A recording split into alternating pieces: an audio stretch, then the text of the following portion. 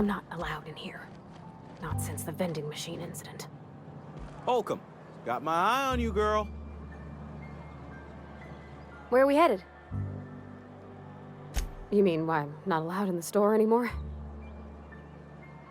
There was a kind of a thing with a vending machine when I was 12. Sure, but folks got long memories around here. I've always been good with my hands, right? So I saw a lock on the machine and thought, oh, this must be how they refill it. But I had to know. So I did my thing, and next thing I know, there's a couple hundred bottles of 0G rolling out the front door and into the road. Well, sure. They're not tough. Even back then, before I got real good at that sort of thing. Right about then, a bunch of loaders came rolling in the gate, fresh off the Saltuna ships. And Mr. Thompson was up on the porch making a speech about how everyone would have to volunteer a third shift to get it all canned. Anyhow, you ever seen an auto loader run over a bottle of 0G? Exploded all over Mr. Thompson. One bottle after another as the loaders went by. I was just shy of working age, so Dad had to pay all the damages. Moreau's still angry at me. I can laugh about it now, but I just about puked up my guts in terror in the moment. That's the one time I ever made Mr. Thompson look a fool.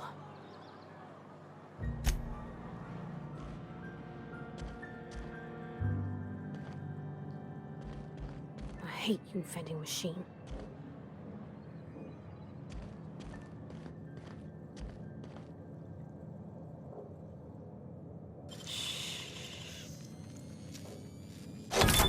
Could do that.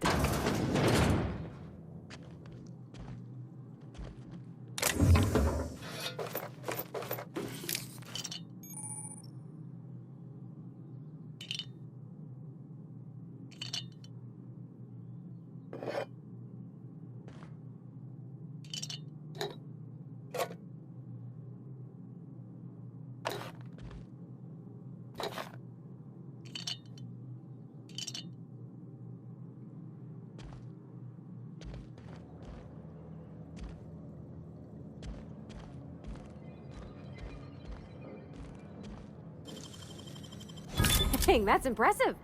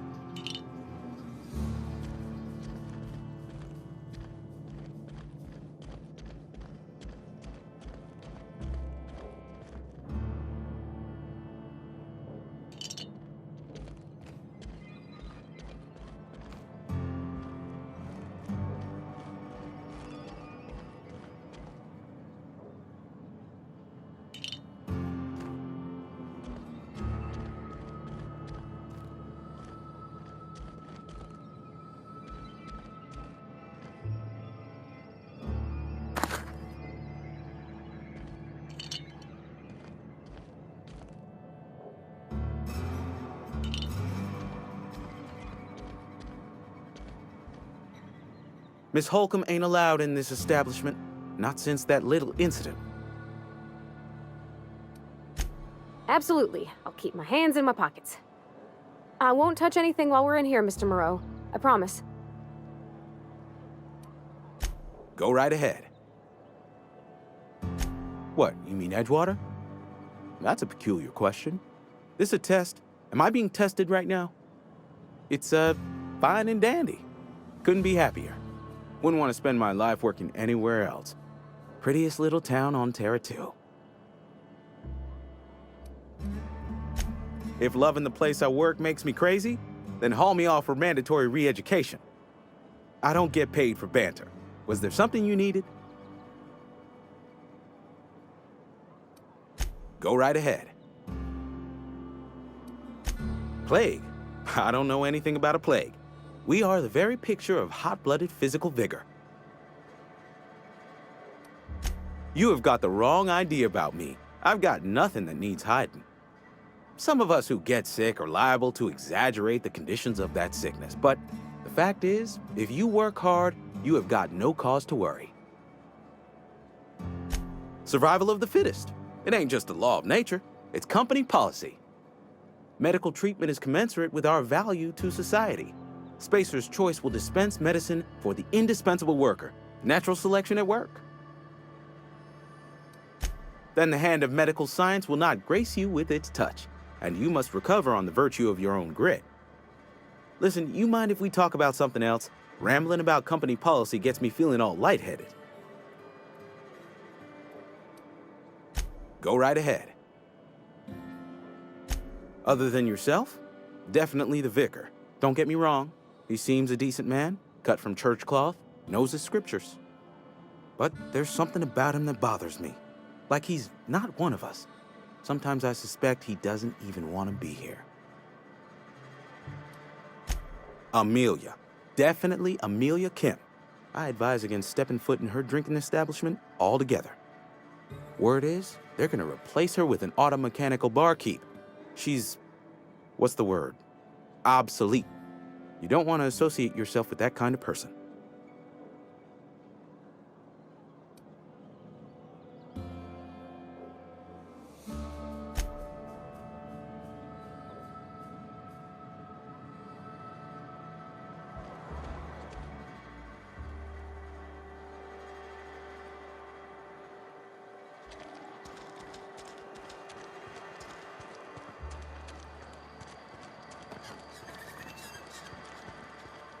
I've always felt weird in here. It's too clean. Where are we headed? You mean about the mission being too clean? I know, but Vicar says the universe is a machine, that it runs by law. Real machines have gunked up oil, scratches, and worn bits. You can tell they've seen handling, been used by folk.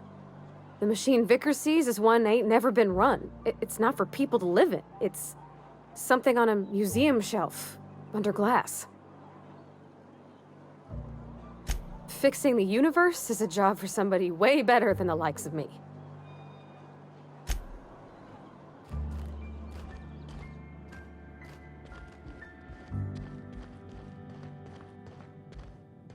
Hey there, Mary. Don't see you round here too often. Oh, I just came to talk to the vicar is all. None of us are above confessionals. What have you got to confess? You ain't thinking of deserting, are you? What? No. And I resent the accusation. Wasn't nothing but a question. Do excuse me. I must be on my way. Verity to you.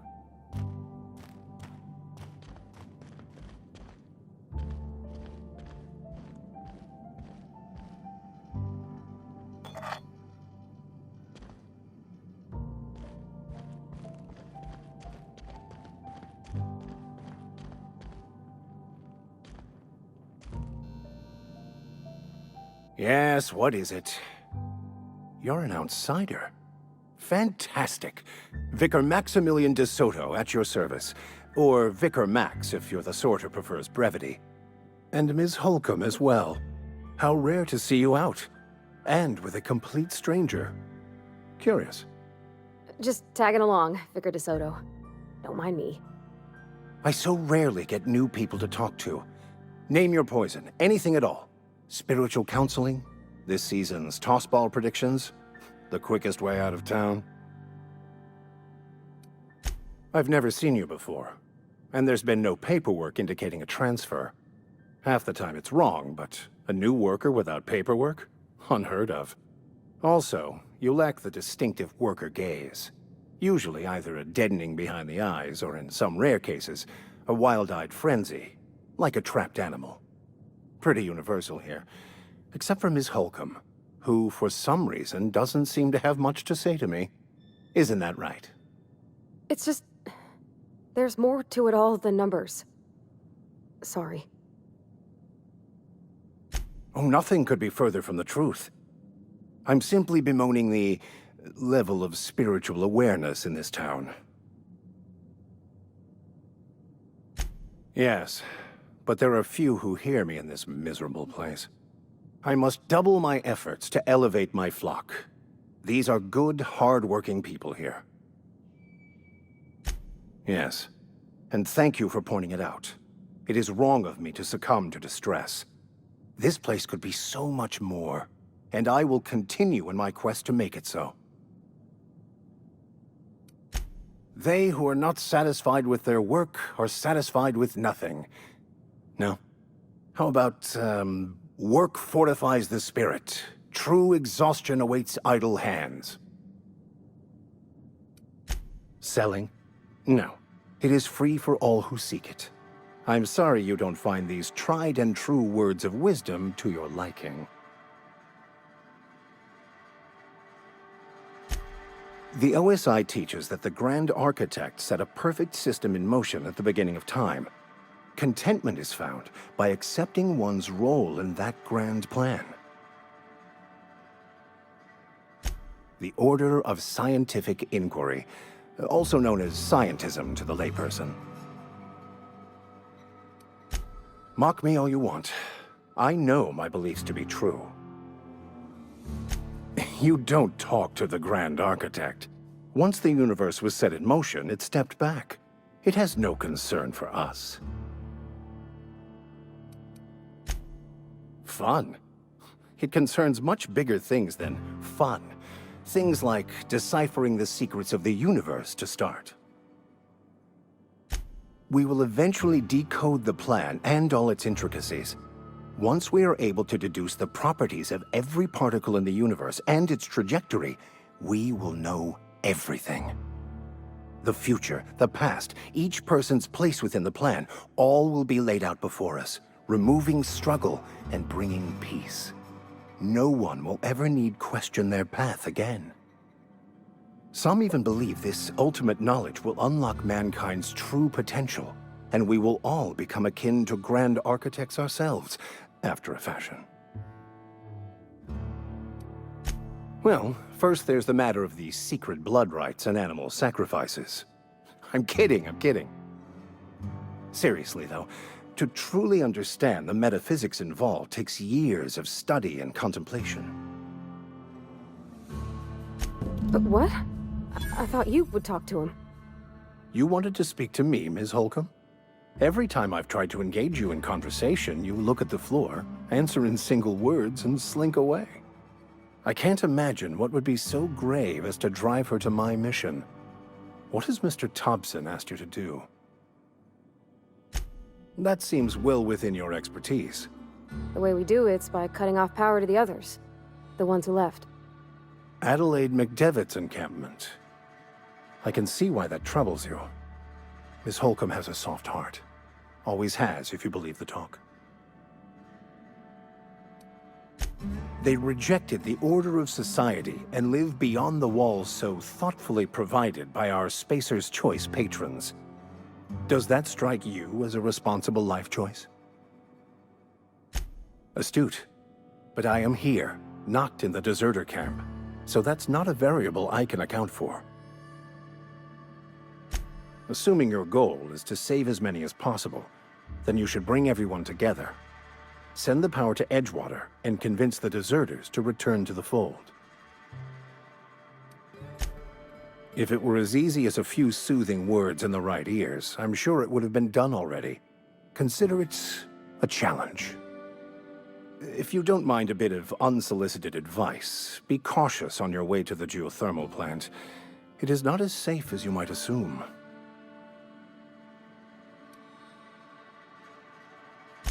The marauders I met when I ventured outside the walls might agree with you.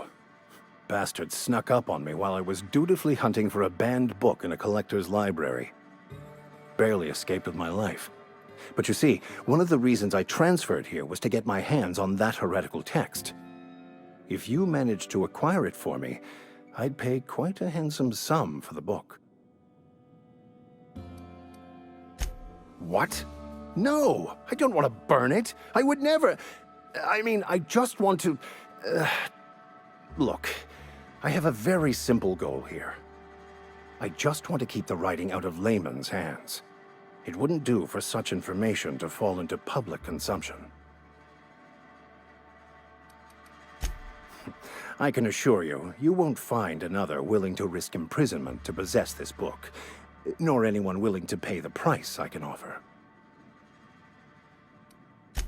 On the contrary, my position means that I am one of the few legally allowed to possess such items. But do not worry. You'll be safe since you are acting on my behalf. Glad we see eye to eye. It's a handwritten journal, a faded blue cover with the name M. Bakonu handwritten in the lower corner. I'll mark where I saw it on your map. Assuming you're serious? It is not only a beautiful relic of a bygone time, it's also the thoughts of an early thinker on the nature of man's place in the cosmos. Not many in this colony could understand its true value, should they ever read it. Thank you. If you retrieve it, you can always find me here.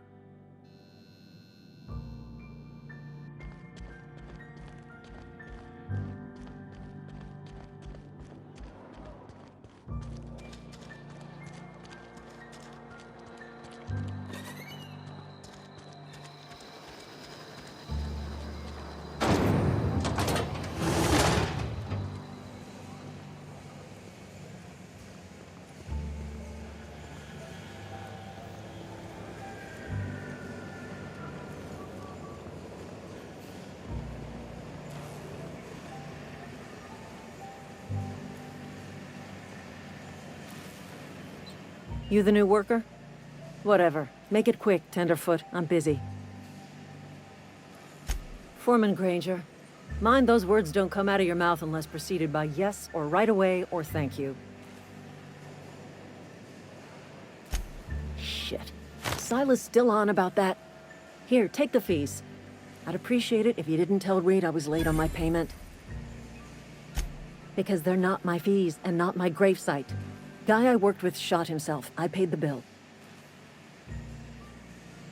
I could do without the sarcasm. Wasn't acting out of the goodness of my heart.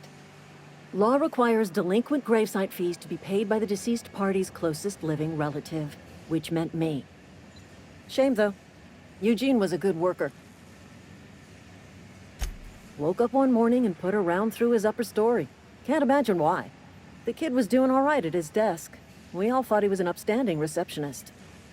Just between the two of us, I'm pretty shocked his weapon didn't misfire. Spacer's Choice handguns aren't the most reliable. Eugene wasn't family. Yeah, I was the closest living person relative to his body at time of death. I'm the one who found him, you see, so I pay the fines. Suicide's a crime. The legal term is irreparable damage to company property. What Eugene did to himself was vandalism.